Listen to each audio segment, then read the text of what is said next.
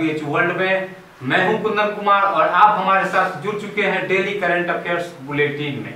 Daily current affairs bulletin में आज हम जिन विषयों पर आपके साथ चर्चा करने वाले हैं उसका शीर्षक है शांति स्वरूप भटनागर पुरस्कार, अभिनंदन का वंदन, OIC, विविध और फिर अंत का जो हमारा सेशन होगा क्वेश्चन आंसर, फिर हम उसके बारे में आपसे चर्चा करेंगे।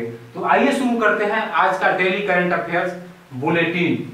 शांति स्वरूप भटनागर पुरस्कार, जी हां, शांति स्वरूप भटनागर पुरस्कार की घोषणा कल ही प्रधानमंत्री के द्वारा दिल्ली अवस्थित विज्ञान भवन में की गई है। शांति स्वरूप भटनागर पुरस्कार विज्ञान से संबंधित इसमें जो अनुसंधान करते हैं वैसे शोधार्थियों को प्रदान किया जाता है और जिन शोधार्थियों को यह प्रदान किया जाता है उनकी उम्र 45 साल तक या उससे कम होनी चाहिए।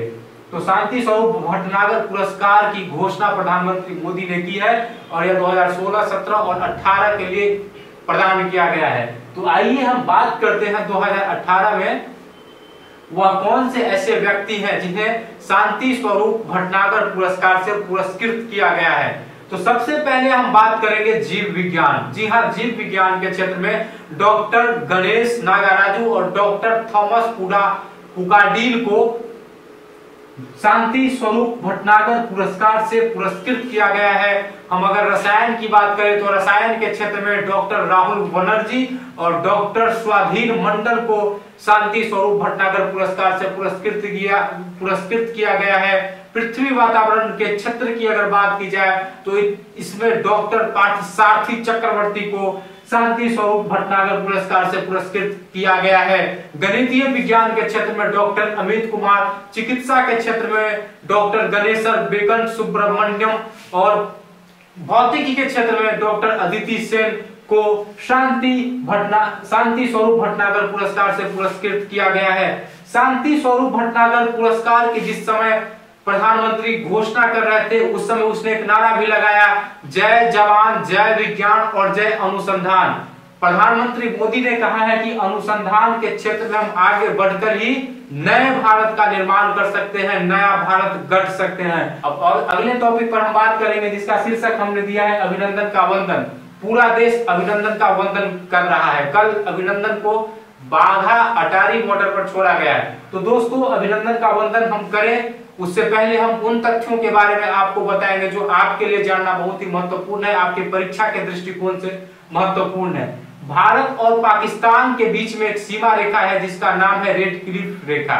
इस सीमा रेखा का निर्धारण 17 अगस्त 1947 ईस्वी को किया गया था। रेड क्लिफ रेखा पर अवस्थित जो राज्य है उसे हम एक ट्रिक से याद करते हैं। उस ट्रिक का नाम है पंगु राज।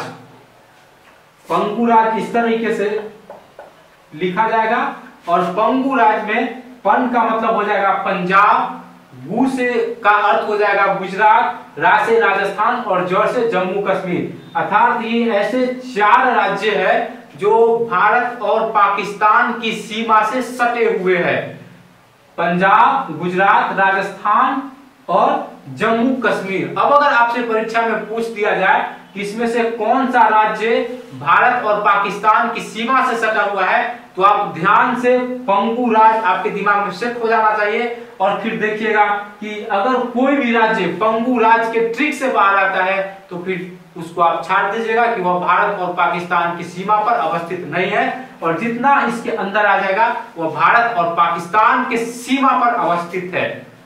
दोस्तों, अभिनंदन का वंदन करने के बाद अब हम फिर चले OIC का बैठक हो रहा है UAE में। उसमें भारत को आमंत्रित किया गया था बतौर मुख्य अतिथि के तौर पर और भारत की विदेश मंत्री सुषमा स्वराज ने OIC के उद्घाटन सत्र को संबोधित भी किया।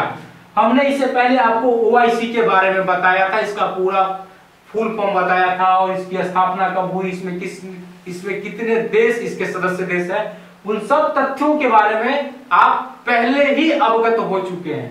फिर हम इस पर चर्चा कर रहे हैं आज आपसे। तो जो हम बता चुके हैं वो नहीं बताएंगे, इसमें नया क्या है उस पर हम चर्चा करेंगे। भारत को आमंत्रित किया गया, पाकिस्तान को भी आमंत्रित किया गया था। चूंकि पाकिस्तान OIC का सदस्य देश है, लेकिन पाकिस्तान के विदेश मंत्री शाह महमूद कुरैशी ने ओआईसी का बहिष्कार किया और वह वहां नहीं गए। उन्होंने इस बात पर बहिष्कार किया कि भारत ओआईसी का सदस्य नहीं है, तो फिर कैसे भारत को ओआईसी का विशिष्ट अतिथि बनाया गया और उसको उद्घाटन सत्र को संबोधित करने के लिए आमंत्रित किया गया। सुषमा स्वराज ओआईसी के उद्घाटन सत्र को संबोधित की और उन्होंने वहां कहा कि वैसे देशों का बहिष्कार होना चाहिए जो आतंकवाद को पनाह देते हैं और आतंकवाद को संसाधन उपलब्ध कराते हैं। तो सुषमा स्वराज ओआईसी की बैठक में अपने तरीके से गर्जी, फ्रंट फुट पर खेली। अब हम बात करेंगे विविध की। 1 महीना होने वाला है, 1 महीना से हम आपके साथ डेली करंट अफेयर्स बुलेटिन पर चर्चा कर रहे हैं। यादें खट्टी मीठी दोनों जुड़ी हुई है आप लोगों के साथ, लेकिन आप लोगों के साथ जुड़कर हमको बहुत अच्छा लगता है। उम्मीद है आपको भी अच्छा लगता होगा। आज हम विविध में फरवरी महीना में जो महत्वपूर्ण तथ्य गुजरा और महत्वपूर्ण दिवस गुजरा उसको एक बार फिर से हम रिवाइज कर लें, क्योंकि परीक्षा में कभी कभी इससे प्रश्न आते हैं। तो चलिए सबसे पहले हम बात करेंगे कि 4 फरवरी को विश्व कैंसर दिवस के रूप में मनाया जाता है। 4 फरवरी के वीडियो में इस बात का जिक्र भी किए थे कि विश्व कैंसर दिवस कब से मनाया जाता है, क्यों मनाया जाता है।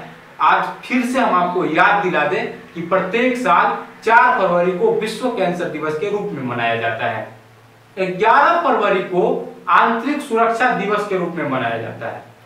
13 फरवरी को विश्व रेडियो दिवस के रूप में मनाया जाता है। विश्व रेडियो दिवस बनाने का उद्देश्य यही है कि आज के डिजिटल होते युग में हम रेडियो से दूर होते जा रहे हैं, तो रेडियो की प्रासंगिकता बची रहे, इसलिए प्रत्येक साल 13 फरवरी को विश्व रेडियो दिवस के रूप में मनाया जा रहा है। 14 फरवरी को वैलेंटाइन डे के रूप में मनाया जाता है। अब हम बात करेंगे 20 फरवरी, प्रत्येक साल 20 फरवरी को सामाजिक न्याय दिवस के रूप में मनाया जाता है, जिसकी चर्चा हम आपसे पीछे भी कर चुके हैं। 21 फरवरी को अंतरराष्ट्रीय मातृभाषा दिवस के रूप में मनाया जाता है और 28 फरवरी को राष्ट्रीय विज्ञान दिवस के रूप में मनाया जाता है, जिसकी चर्चा हम कल ही आपसे किए थे। तो ये था आज का विविध, जिसमें हम वैसे टॉपिक के बारे में आपसे चर्चा किए हैं जो आपके लिए महत्वपूर्ण है और जिससे प्रश्न आने की संभावना है। अब हम बात करेंगे क्वेश्चन आंसर की। तो क्वेश्चन आंसर में सबसे पहले कल आपसे 2 प्रश्न पूछे हैं, आपने बहुत अच्छा जवाब दिया है। इसी तरीके से आप कमेंट करते रहे, जवाब देते रहे। पहला क्वेश्चन हम आपसे पूछे थे कि इस बार जो विज्ञान दिवस मनाया गया है उसका थीम क्या है। आपने बहुत अच्छा जवाब दिया है। इस बार जो विज्ञान दिवस मनाया गया है उसका थीम है science for people and people for science. दूसरा क्वेश्चन हम आपसे पूछे थे यूएन यानी कि संयुक्त राष्ट्र संघ का मुख्यालय कहाँ है। तो संयुक्त राष्ट्र संघ का मुख्यालय न्यूयॉर्क में अवस्थित है। आज आपसे फिर 2 क्वेश्चन। आपको पहले क्वेश्चन का जवाब देना है, आपको बताना है कि गंगा को बांग्लादेश में किस नाम से जाना जाता है। 2017 के आपके पेपर में आ चुका है, इसलिए आप इसका जवाब दीजिएगा कि गंगा को बांग्लादेश में किस नाम से जाना जाता है। और दूसरा क्वेश्चन आपसे होगा, आपको बताना है कि शांति स्वरूप भटनागर पुरस्कार की शुरुआत कब से की गई है। दोस्तों, अगर आपको आज का हमारा यह वीडियो अच्छा लगा हो तो आप लाइक, शेयर, कमेंट और सब्सक्राइब जरूर करें। कल फिर से आपसे होगी मुलाकात। धन्यवाद।